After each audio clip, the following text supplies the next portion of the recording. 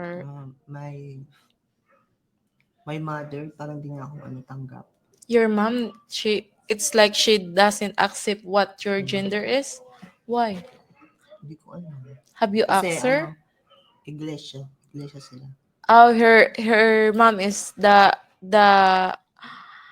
religion is Iglesia ni Cristo. Why Iglesia ni Cristo doesn't have a lady boys are not allowed? Lady boy not allowed. Even tomboys too?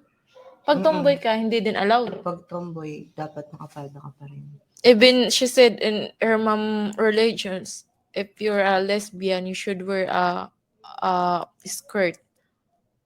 But you don't wear pants because you're a transgender, right?